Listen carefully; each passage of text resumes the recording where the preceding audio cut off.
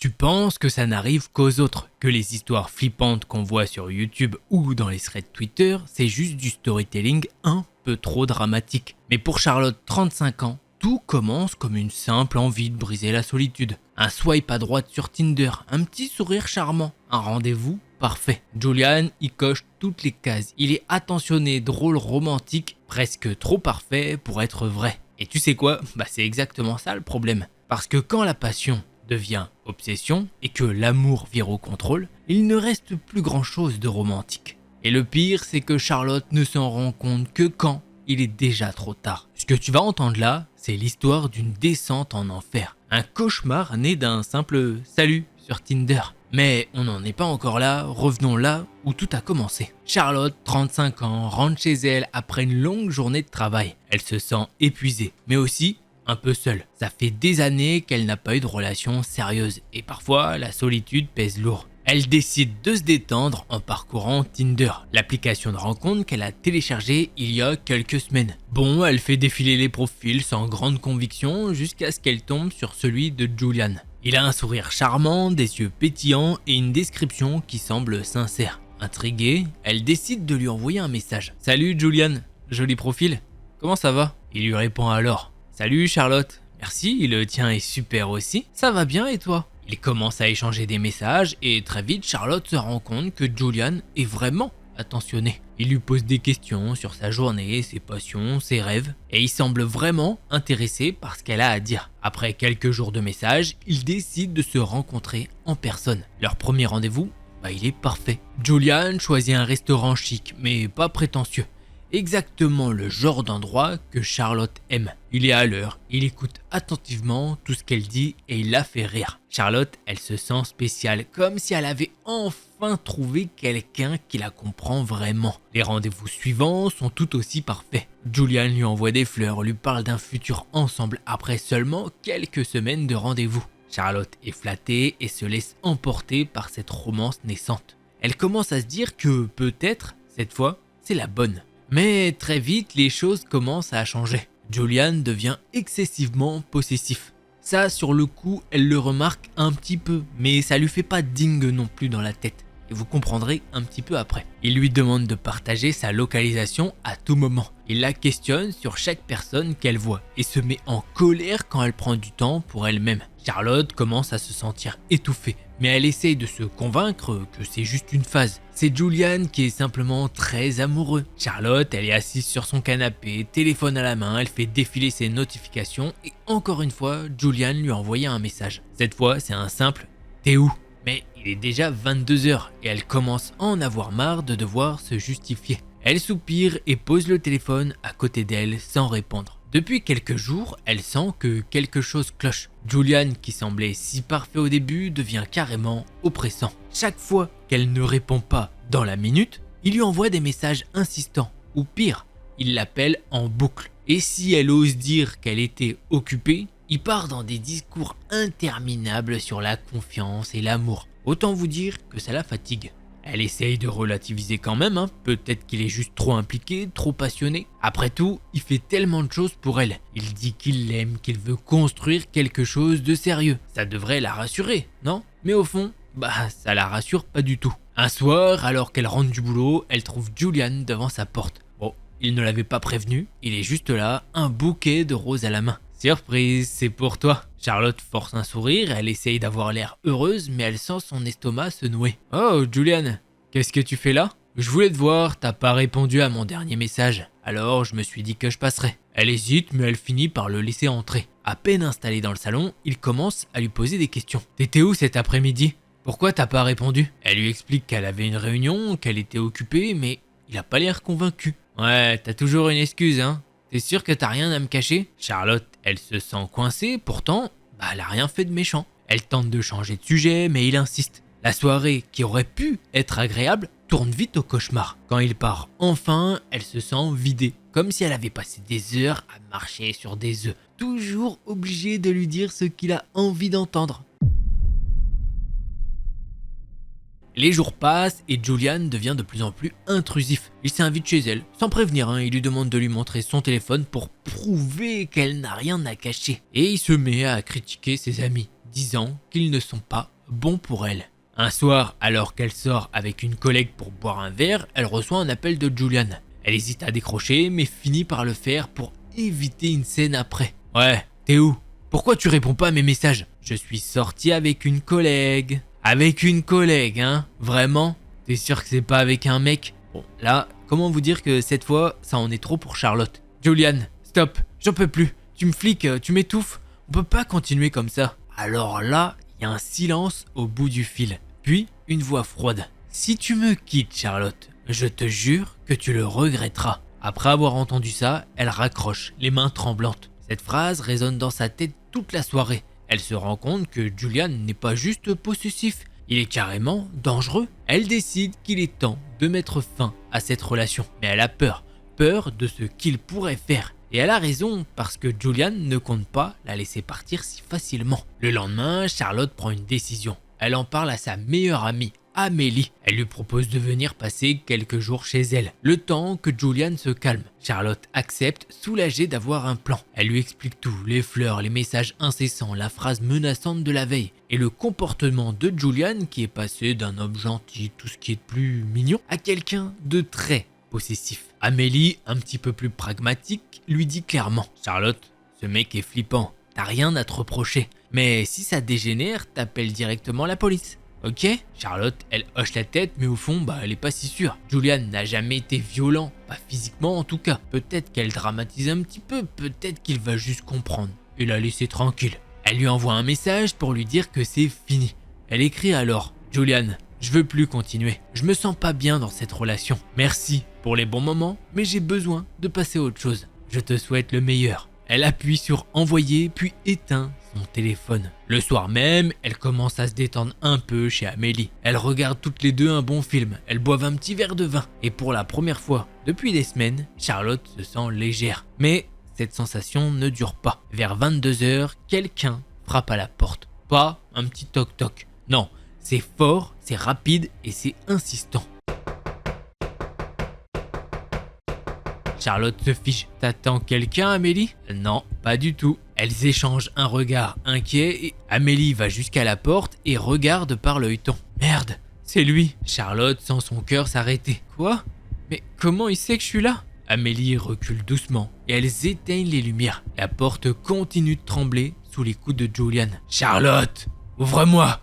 Je sais que t'es là !» Il semble hors de lui. Sa voix est forte, presque hystérique. « Ah, t'as cru que tu pouvais m'ignorer juste comme ça? On a des choses à régler, Charlotte. » Amélie attrape son téléphone et compose le 911. Elle chuchote à l'opératrice donnant leur adresse et expliquant la situation. Pendant ce temps, Julian continue de tambouriner à la porte. Puis soudain, le silence. Charlotte et Amélie se regardent, retenant leur souffle. Elles n'osent pas bouger. 1 minute passe, puis 2. Amélie chuchote. « Tu crois qu'il est parti ?» Charlotte secoue la tête, incapable de parler. Elle a un mauvais pressentiment. Un bruit métallique les fait sursauter. Il vient de la fenêtre de la cuisine. Oh non, c'est quoi ce délire? Julian est en train d'essayer de forcer la fenêtre. Charlotte se précipite pour attraper un couteau dans le tiroir. Faut qu'on sorte d'ici. Mais avant qu'elle puisse bouger, la fenêtre s'ouvre dans un fracas. En moins de 2 secondes, Julian saute par la fenêtre et arrive dans la cuisine. Julian est entré, les yeux fous, une batte de baseball à la main. « Charlotte, tu crois que tu peux m'échapper ? Tu crois que je vais te laisser me quitter comme ça ?» Amélie se met devant Charlotte, essayant de le calmer. « Julian, écoute, t'as pas besoin de faire ça. La police est en route. Si tu pars maintenant, tout peut s'arranger. » La police. Mais vous croyez que j'ai peur de la police? Charlotte sent la panique monter. Elle serre le couteau dans sa main, mais ses doigts tremblent. Julian avance vers elle, menaçant. C'est à ce moment-là qu'un bruit de sirène retentit au loin. Julian s'arrête net. Il hésite, regarde par la fenêtre, puis revient vers elle, furieux. « T'as de la chance, mais on n'en a pas fini. » Et avant qu'elle ne puisse réagir, il sort par la fenêtre et disparaît dans la nuit. Et alors là, comment vous dire que les 2 jeunes femmes ont eu un peu de chance? Puisqu'en fait, la patrouille de police qui a été entendue n'était pas du tout pour elles. Leur patrouille à elle est arrivée une bonne dizaine de minutes plus tard. Quand la police arrive, Charlotte est en état de choc. Les agents prennent sa déposition, mais elle sait qu'ils ne pourront rien faire tant qu'il n'y a pas eu d'agression directe. Même si pour moi, il y a déjà effraction et tentative de... voilà. Mais bon, après ça, c'est que mon avis. On va surveiller les alentours, mais restez prudente. Comment vous dire que cette nuit-là, Charlotte ne dort pas, elle sait que Julian va revenir. Ce n'est qu'une question de temps. Les jours qui suivent, Charlotte vit dans une angoisse permanente. Elle retourne chez elle, mais elle a pris des mesures. Les serrures ont été changées, elle a installé une caméra de surveillance et elle ne sort plus sans vérifier plusieurs fois autour d'elle. Amélie insiste pour qu'elle reste chez elle, mais Charlotte veut retrouver une vie normale ou au moins essayer. Elle a besoin de se sentir en contrôle. Une nuit, alors qu'elle est couchée, elle est réveillée par une notification sur son téléphone. Une alerte de la caméra de surveillance. Quelqu'un est devant sa porte. Elle hésite à regarder, le cœur battant à tout rompre. Finalement, elle ouvre l'application. La vidéo est floue à cause de l'obscurité, mais elle reconnaît immédiatement la silhouette. C'est Julian. Il est là, immobile devant la porte. Il ne frappe pas, il ne bouge pas, il reste juste là, à la fixer à travers la caméra. Un sourire effrayant sur le visage. Charlotte sent ses mains trembler. Elle appelle la police immédiatement. S'il vous plaît, il est devant chez moi. Il regarde l'objectif de ma caméra de sécurité. L'opératrice lui dit de se calmer et de fournir son adresse calmement, parce que sinon ils pourront pas intervenir. C'est ce que Charlotte fait, et l'opératrice lui assure qu'une patrouille est en route. Charlotte reste au téléphone, mais Julian ne bouge pas. Elle l'a pas entendu bouger. Et pourtant, il doit bien se douter qu'elle a appelé la police. Puis lentement, il lève un doigt vers la caméra, le pose sur ses lèvres et murmure quelque chose que la caméra ne capte pas, car elle ne fait pas audio. Mais bon, ça ressemble à s'y méprendre à un petit chute. Charlotte sent une montée de panique. Elle fait le tour de sa maison pour voir que toutes ses fenêtres et portes soient bien verrouillées. C'est le cas, elle recule dans sa chambre et verrouille la porte. Elle se sent piégée comme une proie dans une cage. Quelques minutes plus tard, les gyrophares de la police illuminent les murs de sa chambre. Mais quand les agents arrivent, Julian est déjà parti. Les policiers prennent la situation au sérieux. Cette fois, ils lui expliquent qu'ils vont déposer une main courante, mais qu'ils ne peuvent rien faire de plus tant qu'il n'y a pas de menace directe ou d'agression. Il a pas essayé de forcer la porte. Charlotte, elle explose. Mais vous attendez quoi? Qu'il me tue? L'agent baisse les yeux. Il est gêné. Amélie arrive quelques minutes plus tard pour la réconforter. Charlotte, tu peux pas rester ici. Allez, viens chez moi ou alors prends un hôtel. Ce type, il est cinglé. Mais Charlotte, elle en a marre, elle veut pas fuir. Non, je vais pas le laisser me faire peur. Le lendemain, elle achète une bombe lacrymogène et un petit taser. Elle ne veut pas vivre dans la peur, mais elle sait qu'elle doit être prête. Quelques jours passent sans nouvelles de Julian. Charlotte commence à se détendre, à penser qu'il a peut-être abandonné. Un soir, alors qu'elle rentre chez elle, elle remarque quelque chose d'étrange. La lumière de son salon est allumée. Et pourtant, elle est sûre de l'avoir éteinte en partant, voire même de ne pas l'avoir allumée étant donné que quand elle est partie, il faisait encore jour. Son sang se glace, elle recule lentement et le plus discrètement possible pour essayer de retourner à sa voiture. Mais une voix qu'elle connaît trop bien l'arrête net. « Tu comptais aller où, Charlotte ?» Elle se retourne et le voit, debout dans l'ombre, juste à côté de l'entrée. Il tient un couteau dans une main et son visage est tordu par une expression de colère et de folie. « T'as vraiment cru que tu pouvais m'échapper ?» Charlotte ne réfléchit pas. Elle sort son taser et le pointe vers lui. Mais elle le dit, il est plus rapide ou manque de peau. Elle a hésité à appuyer sur la gâchette et il lui attrape le bras et elle se débat de toutes ses forces. « Lâche-moi !» Elle parvient à lui donner un coup de genou dans l'estomac, suffisamment fort pour qu'il la lâche. Elle court vers sa voiture mais la rattrape. Charlotte sent son instinct de survie prendre le dessus. Elle attrape la bombe au poivre dans sa poche et la vide directement dans ses yeux. Julian hurle de douleur et recule, se tenant le visage. « Je vais te tuer, salope !» Mais Charlotte ne reste pas pour entendre la suite. Elle monte dans sa voiture, démarre en trombe et s'éloigne, les mains tremblantes sur le volant. Cette fois, elle perd pas de temps en nanani nanana, elle va directement au commissariat, donne tous les détails, montre les vidéos de sa caméra et exige une mesure d'éloignement. Quelques jours plus tard, Charlotte reçoit un appel d'un agent de police. Cet agent lui explique que Julian a été arrêté au volant de sa voiture en état d'ébriété et que le nom a été familier à l'agent qui a arrêté Julian. Ils ont fait le rapprochement et il a été arrêté. Au moment où Charlotte écrit cette histoire, Julian est en attente de son procès. Ça fait quelques semaines que ça s'est passé et Charlotte commence à enfin retrouver une certaine paix. Mais pour combien de temps? Parce qu'elle ne sait pas s'il sortira d'ici peu ou ça va prendre un petit peu de temps. Et depuis ces quelques semaines, elle, Tinder, ça lui a pas fait peur. elle a repris contact avec quelqu'un. Et depuis, pour l'instant, tout se passe très bien avec ce compagnon. Et c'est comme ça que se termine le thread. Elle a pas eu peur de Tinder, puisqu'en fait, c'est pas la plateforme en soi, hein, je le rappelle, hein, au cas où, et c'est pas la plateforme qui est méchante, hein, c'est les gens qui l'utilisent. Faut toujours faire la distinction, c'est pas le site qui est méchant, le site propose juste de mettre des personnes en relation entre elles. Et elle a l'air de l'avoir bien compris, puisque elle le réutilise et ça a l'air de se passer bien. J'espère pour elle que cette relation-là va bien se passer, parce que sinon, voilà, sinon elle aura un autre thread à raconter. Bon voilà, hein. J'avoue je l'ai pas follow son compte, au cas où. J'aurais peut-être, j'espère pas pour elle, allez, on va pas lui porter l'œil, j'espère pas pour elle, j'espère que tout va bien se passer après cette relation. Et thread plutôt sympa, storytelling parlant, hein, parce que sinon c'est pas marrant, mais bon, moi c'est mon job là de vous raconter des threads d'horreur, donc forcément je suis obligé de vous trouver des pépites, hein, donc voilà. Petit thread très cool, on passe au prochain. Alors, avant de commencer ce second thread, pour ceux qui ne me connaissent pas, eh bien, je suis Delcor, et aujourd'hui, je vais vous raconter 6 threads d'horreur. Alors, comme tu l'as vu, le premier thread d'horreur parle de Tinder, et justement, en parlant de ça, je vous ai fait une playlist, je vais vous la mettre là, une playlist thread d'horreur Tinder. Voilà, parce que en ce moment, on en trouve pas mal. Forcément, je cherche mes trucs en fonction des mots-clés, généralement, et donc j'en ai pas mal, et en plus, je vois que ça vous plaît, forcément, je vous fais plaisir. C'est donnant-donnant ici. Pour ceux qui me connaissent et qui kiffent la vidéo, n'oubliez pas à mettre sur pause un petit peu la vidéo et vous mettez un petit pouce bleu pendant votre cuisine. Oui, je vous regarde, je vous vois. Et ceux qui ne sont pas abonnés, j'espère que vous aimerez cette vidéo et que ça vous convaincra de vous abonner. N'hésitez pas à me le dire, nouvel abonné dans les commentaires et je vous répondrai chaleureusement. Allez, vous savez quoi, on perd pas plus de temps et on commence avec ce second thread d'horreur.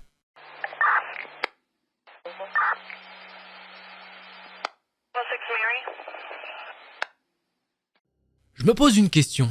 Que seriez-vous prêt à faire si votre famille était à 2 doigts d'être mise à la rue? Eh bien, Ryan, il a 16 ans, trop peu d'options s'offrent à lui et il va décider de commettre un cambriolage sur sa prochaine victime.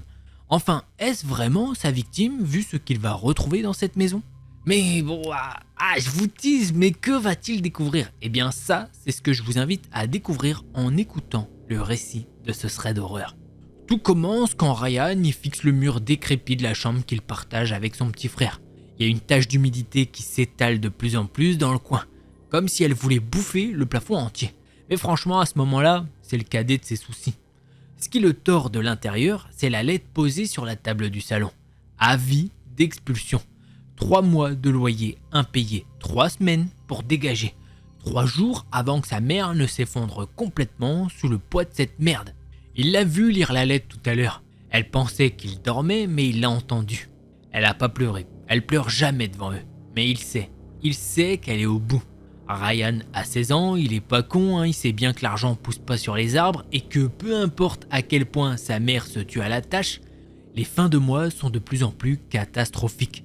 Lui, il a essayé d'aider, de bosser un peu à droite à gauche.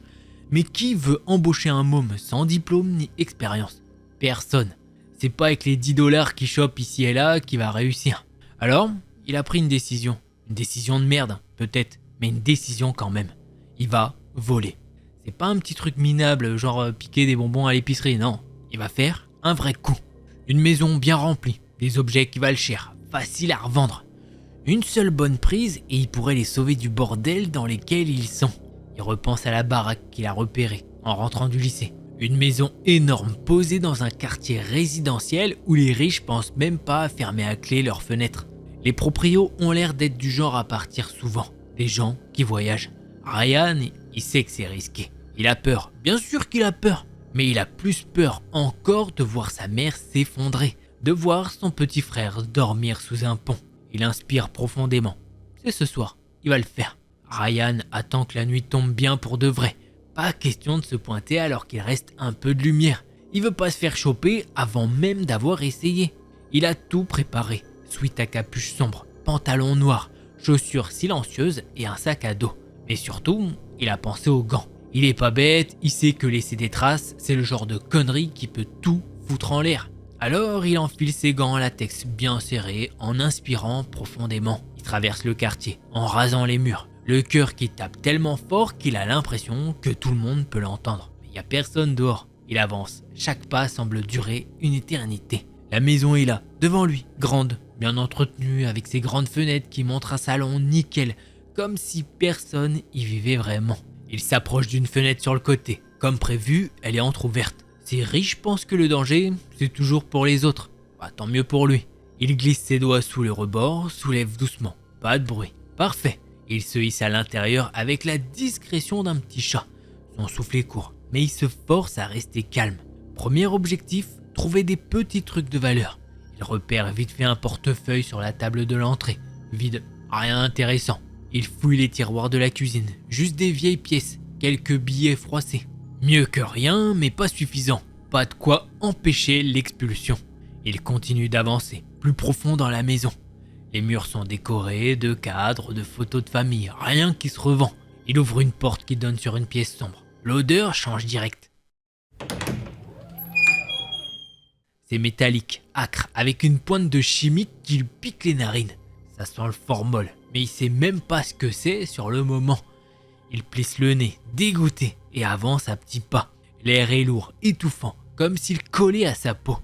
Il essaye de trouver un interrupteur quelque part, il appuie dessus, et la lumière ne s'allume pas. Il allume la lampe de son téléphone, dirige le faisceau vers une étagère. Et là, il les voit, des bocaux, alignés, bien proprement. Mais c'est pas des conserves, c'est autre chose. Il y a des doigts, des dents, des trucs organiques qui baignent dans un liquide jaunâtre. L'odeur le frappe encore plus fort maintenant qu'il sait ce qu'il regarde. Une puanteur chimique mélangée à quelque chose de plus sournois, de plus charnel. C'est rance, vivant et mort à la fois. Il recule d'un coup, le cœur qui s'emballe. Il a envie de gerber, mais il se force à ravaler. Le goût amer du formol lui reste sur la langue. Il doit se barrer maintenant. Mais une partie de lui se dit qu'il peut pas partir les mains vides. Pas après tout ça. Pas avec l'expulsion qui leur pend au nez. Alors, il inspire, malgré l'odeur qui lui tord l'estomac. Et il essaye de calmer les tremblements de ses mains. Il continue, juste un peu plus loin, juste assez pour trouver de quoi sauver sa famille. Ryan ferme les yeux un instant. Il essaye de se calmer, de chasser l'image des bocaux étranges. Mais ça le ronge ce qu'il vient de voir. Il secoue la tête pour se reprendre. Faut qu'il se concentre. Pas question de rester là une minute de plus.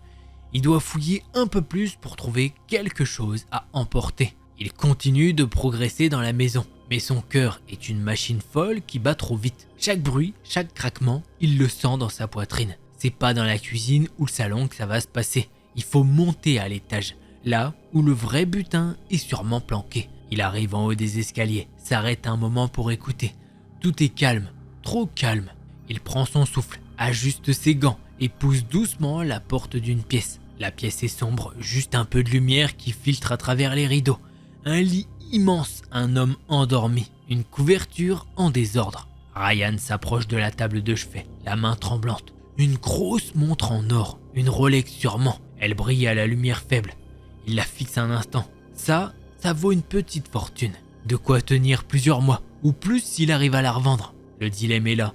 Il a toujours été assez malin pour comprendre que les vrais bons plans, ça se prend quand personne ne s'attend à rien. Mais prendre la montre, c'est risqué. Il y a le type sur le lit, bien visible. Et s'il se réveille, il jette un coup d'œil à la montre, puis à l'homme. Un gars d'une 50aine d'années. L'occasion est trop belle pour la laisser passer. Il tend la main, hésitant, puis se décide enfin. La montre glisse sur quelques centimètres et il la serre dans sa main. Il l'étudie ne serait-ce qu'un instant. Il a réussi, il va pouvoir se tirer de là. Mais alors qu'il se tourne pour quitter la pièce en silence, un bruit le fige. L'homme a bougé. Il grogne légèrement. Les yeux se ferment un instant avant de se rouvrir lentement.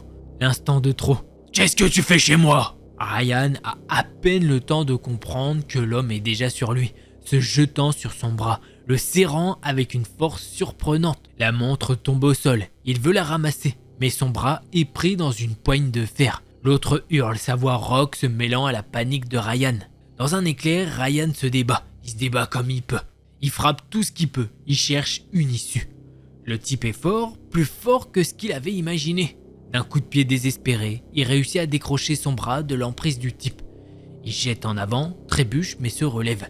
La porte de la chambre est à quelques mètres et il fonce. Il entend encore les cris derrière lui, les bruits précipités des pas du type qui se précipite à sa poursuite. Mais c'est trop tard, Ryan a déjà traversé le couloir, dévalé les escaliers et ressauté par la fenêtre par laquelle il est rentré.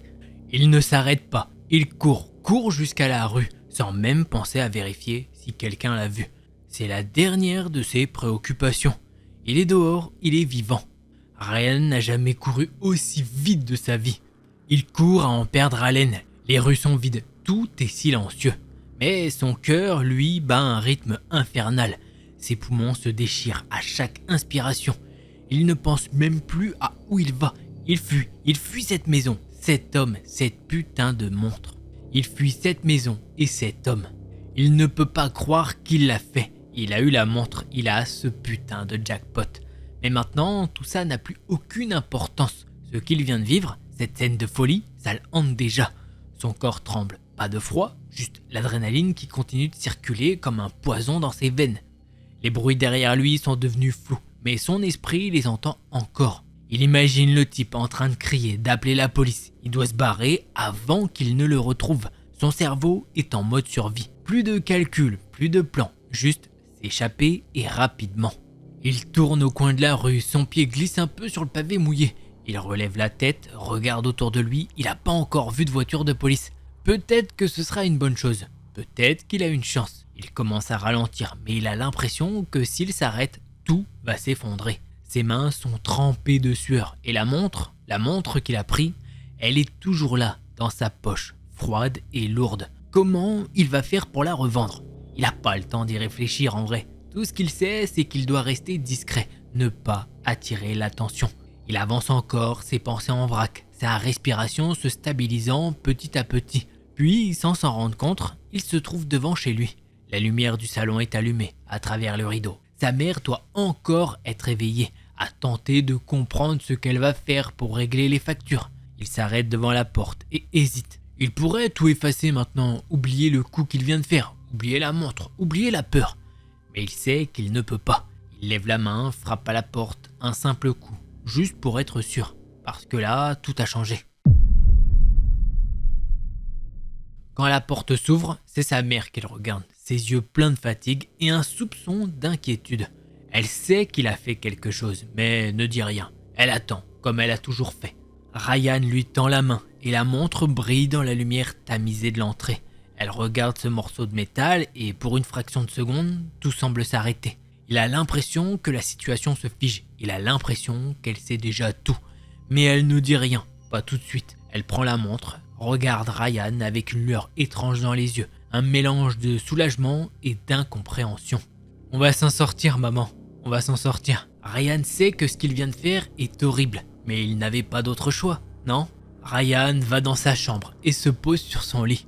Il ferme les yeux un instant, il essaye de se calmer, de souffler, il sort la montre de sa poche et la contemple. Ce tout petit objet pour sortir sa famille de l'horreur, de l'expulsion. Maintenant, il connaît une autre horreur, celle qui vient de ce soir. Il essaye de chasser l'image des bocaux étranges. Tout ce qu'il peut voir dans son esprit, c'est l'image de ces bocaux, ces morceaux de corps, cette scène qui le hantera pour le reste de sa vie. Les images ne s'effacent pas, non, elles sont gravées dans sa tête. Il veut pas les garder pourtant, mais c'est comme si son cerveau avait décidé de les garder, de les lui rappeler à chaque seconde. Quand il repense à ce moment-là, il sent encore la nausée qu'il prend à la gorge. Il aurait dû fuir, il aurait dû partir dès qu'il a vu ses bocaux. Mais non, il est resté là, figé, choqué, comme si son corps n'arrivait même pas à réaliser ce qu'il était en train de voir. Des morceaux de chair, des morceaux de corps humain, des bocaux remplis d'une horreur qu'il n'avait jamais imaginée. Il aurait dû prendre des photos, filmer, envoyer les preuves à quelqu'un, n'importe qui. Mais il n'a rien fait, il a juste regardé. Il n'a même pas pensé à l'utiliser pour s'en sortir, pour avoir des preuves, pour dénoncer tout ça. Non, il n'a fait que les regarder comme un spectateur obligé de vivre un film d'horreur, sans pouvoir même s'en détacher. C'est ça la chose la plus horrible qu'il ait jamais vue. Et pourtant, ça n'a même pas l'air réel. Les images dans sa tête semblent floues, distordues, comme si tout ça c'était un mauvais rêve, un truc IRL. Mais il sait que c'est vrai.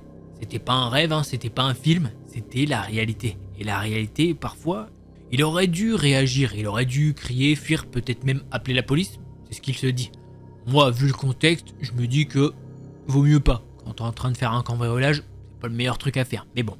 Il pourrait se dire qu'il a eu peur, que c'était plus fort que lui, mais non, il sait qu'il aurait dû réagir. Et maintenant, il doit vivre avec ce poids, avec ce secret qu'il a jamais partagé avec personne. Parce que, en fait, qui pourrait comprendre? et puis c'est une situation pas très facile à partager. Et maintenant, tout ce qu'il voit, c'est ce visage. Celui de l'homme qui dormait, celui qu'il a vu se réveiller en hurlant, celui qui a failli le rattraper. La montre, il l'a vendue 2 jours après ce cambriolage. Il a fait ce qu'il fallait pour sauver sa famille. Mais la vraie question, c'est qu'est-ce qu'il a sauvé exactement? Parce que lui, il est plus le même depuis ce soir-là.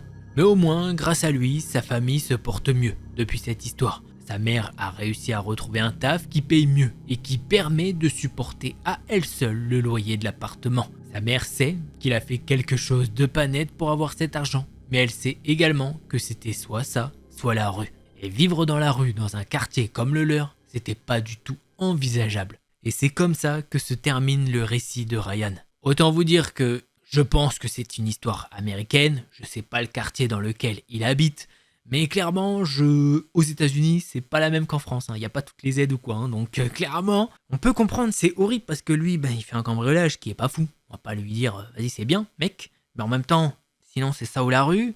Et en plus, alors vraiment, il a pas de chance. Il cambriole un mec qui, au final, apparemment, est pas non plus très réglo. Je sais pas ce que c'est là-dedans. Très chelou. Mais je crois que c'est vraiment pour lui dire, frère, t'en fais un, mais vraiment dose après, t'en refais plus parce que vraiment là, on lui donne une montre. Il n'y a pas eu de violence physique ou quoi, donc voilà, mais l'histoire, elle est à demi-teinte. Vous me direz ce que vous en pensez, tu vois, tu te dis, bon, tu comprends, mais en même temps, bon, voilà, c'est pas bien, donc elle est comme elle est. Allez, prochain thread.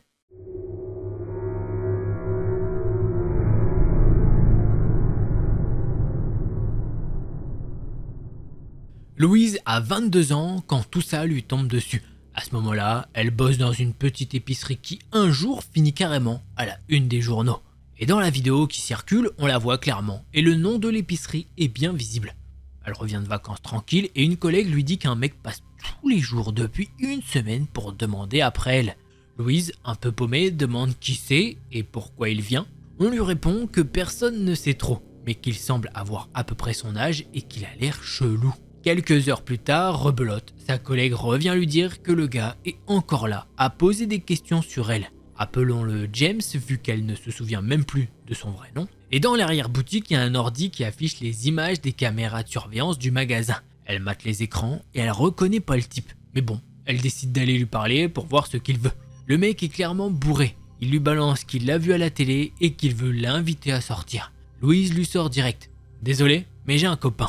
Alors qu'en vrai, elle est célib, mais elle a bien raison de mytho comme ça. Elle lui dit qu'elle doit retourner bosser et là, il lui demande s'il peut venir avec elle. Elle comprend pas trop et elle lui répète qu'elle bosse. Le mec finit par partir, mais sur les caméras, elle le voit dehors, en train de boire. Quelques heures plus tard, il est toujours planté là, donc elle est obligée de sortir par une autre porte pour ne pas le croiser. Le lendemain, elle arrive au taf et il est encore là, encore en train de l'attendre devant le magasin. Il lui fait un grand sourire et s'approche d'elle. Il dit rien au début, super timide jusqu'à ce qu'elle le salue en passant devant lui pour entrer. Et là, il la suit à l'intérieur, lui dit qu'il a besoin de lui parler. Louise lui demande ce qu'il veut et il sort un. Et si on allait au ciné? Super bizarre, elle lui balance. Désolé, j'ai déjà un mec, tu te souviens pas? Elle essaye de s'éloigner mais il commence à la suivre et lui demande s'il peut l'aider à bosser. Elle lui répond donc non merci et elle retourne voir les caméras. Et ouais, il est encore dehors à l'attendre. À ce moment-là, elle commence à demander à un collègue de l'accompagner tous les soirs jusqu'au tram parce que ça commence à devenir flippant. Le gars lâche pas l'affaire et ça dure. Elle en parle à son frère et lui demande s'il peut l'amener au boulot en moto et faire style que c'est son copain, histoire de faire flipper James vu que le mec la surveille et l'attend toujours quelque part. Mais ça sert à rien. Ensuite, elle commence à recevoir des messages du genre « C'est ton copain lui ? Oh t'inquiète pas, il a pas besoin de savoir qu'on sort ensemble. » Et là, elle comprend pas. Comment il a bien pu avoir son numéro de téléphone? Elle demande à tous ses collègues. Et il y en a un nouveau, qui lui dit qu'il a filé son numéro parce que le type avait dit qu'il était un pote à elle. Clairement, à ce moment-là, bon, elle est hors d'elle. À partir de là, elle demande à ses collègues mecs de le virer s'il repointe un jour le bout de son nez. C'est dire où elle en est. Quelques semaines passent sans nouvelles et elle commence à se dire qu'il a peut-être enfin lâché l'affaire. Mais non, elle se trompe. Un jour, elle débarque au taf, passe au vestiaire et là, elle entend qu'il y a un nouveau collègue. Premier jour, elle fait pas gaffe, se change et en sortant, elle reste figée. Une autre collègue dit alors « Salut, lui, c'est James ». Louise la regarde, choquée. Elle demande ce qui va pas et Louise répond Mais je le connais, c'est le taré qui me suit partout depuis des semaines. Pendant que James, alors lui, il affiche un sourire très content. Hein. Elle court voir son patron. Mais c'est quoi ce bordel? Le boss dit qu'il était pas au courant et il rigole. Elle lui balance alors, soit il dégage, soit c'est moi qui pars. Le patron essaye de la rassurer, lui dit qu'elle fera jamais les mêmes horaires que James et qu'il peut pas le virer. En fait, bien sûr, il ment. Elle se retrouve à bosser plein de fois avec lui et partout où elle va, il la suit, sans rien dire, juste comme ça, dans son dos. Louise finit par prendre ses pauses déjeuner près des écrans pour voir où il est. Et chaque jour, elle le voit derrière elle, à la fixer, pendant qu'elle mange. Sur les caméras, c'est flippant. Le mec lui envoie des textos tous les jours, mais au taf, il dit rien, il fait que la fixer. Au bout d'un moment, le patron comprend que James fout rien, qu'il est flippant et qu'il passe ses journées à la stalker. Il commence à réfléchir à comment le dégager.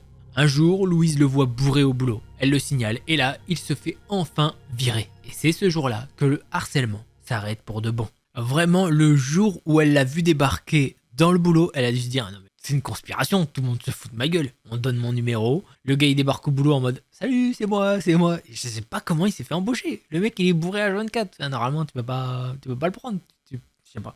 Bref, déjà. Et le patron, il se met à rigoler en mode ah, mais t'as vu, il l'a viré quand? Quand quoi? Quand en fait, il s'est dit ah, je paye un employé qui bosse pas. C'est pas le côté où il est chiant, il a stalk et tout. Non, c'est parce qu'il foutait rien qu'il l'a viré. Donc il s'est dit je vais pas payer un mec pas productif. C'est pas le côté du stalking qui l'a embêté. Non, non, non. Après, il s'est dit bon, allez, tiens, il stalk un peu, vas-y, tiens, j'en profite, je le vire. Mais je peux vous dire que c'est juste parce qu'il foutait rien. Hein. Donc bon, je sais pas si Louise travaille encore là-bas, mais en tout cas, le patron est un petit. Allez, prochain thread.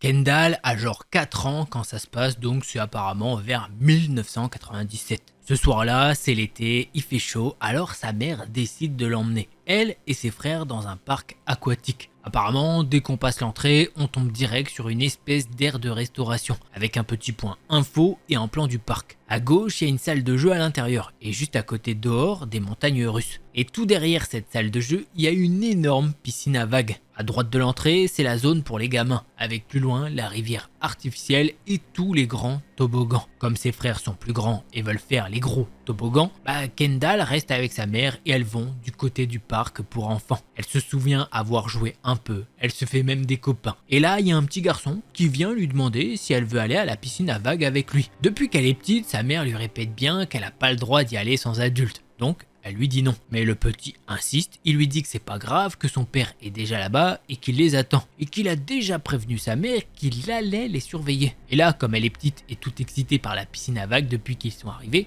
Kendall commence à se laisser convaincre et elle le suit. Sa mère capte sûrement rien à ce moment-là parce que sa chaise longue est placée juste à côté de la patte aux joueurs. Mais elle est planquée derrière des petits toboggans et des tonnes d'autres gamins partout. Du coup, Kendall suit le garçon vers la piscine à vagues. Et là, il croise le père. Le gars, sans rien dire de plus, lui prend direct la main et l'emmène avec lui dans la piscine. Kendall se rappelle qu'ils y restent à peine 2 minutes. Puis d'un coup, le mec la prend dans ses bras et sort de la piscine avec elle. Elle se pose même pas de questions, elle pense juste qu'ils vont retourner vers la zone de bouffe, genre normal. Sauf qu'il marche. Il marche jusqu'à arriver carrément à la sortie du parc. Et là, il y a un maître nageur qui s'approche et lui demande « Est-ce que tu t'appelles blablabla ?» Elle lui dit oui et là, elle se met à pleurer. Elle croit qu'elle a fait une connerie et qu'elle va se faire engueuler. Le maître nageur l'arrache littéralement des bras du gars. Et puis à ce moment-là, elle voit sa mère arriver en courant, en larmes. Des années plus tard, elle reparle de cette histoire. Et sa mère lui explique qu'en fait, elle s'est rendue compte assez vite qu'elle avait disparu. Du coup, elle a directement alerté un maître nageur et ils ont fait bloquer les sorties du parc. Kendall, ce jour-là, porte un maillot de bain jaune avec des fleurs roses et 2 rubans jaunes dans les cheveux. Donc quand le mec la trimballe vers la sortie, elle est cramée direct. Kendall demande ensuite à sa mère ce qu'est devenu le petit garçon avec qui elle est partie. Mais là, sa mère la regarde bizarre et comprend pas. Elle lui dit qu'il n'y avait pas de petit garçon, que le mec était tout seul et que dès que le maître nageur lui a pris Kendall des bras, il a couru vers sa voiture sur le parking. C'était tellement chelou et dans un parc aquatique, il y avait tellement de monde que personne n'y voyait rien. Comme ça que se termine ce petit thread. Heureusement, bravo, tout le monde a réussi à faire les bails, j'ai envie de dire. La mère a directement alerté le maître nageur qui ont fait fermer tout le truc, etc. Déjà bravo. Et le petit, moi je pense que c'est l'adulte. Il est allé voir un petit, il lui dit, tu peux me faire venir cette petite? Le mec, il lui a filé, se trouve, 5 $ ou des bonbons. Et le petit, il s'en fout, tu vois, il a accepté, il cherche pas à mal, le petit. Donc voilà, je pense que c'est ça. Simple, clair, efficace. Un non, c'est dur, faut pas insulter. Même si il le mérite. C'est juste parce qu'on est sur YouTube que je le dis pas, hein. Sinon, le mec est un véritable... Voilà, faut mettre des bips. Plein de bips, parce que vraiment, tu ne touches pas aux enfants. Allez, on passe au prochain thread.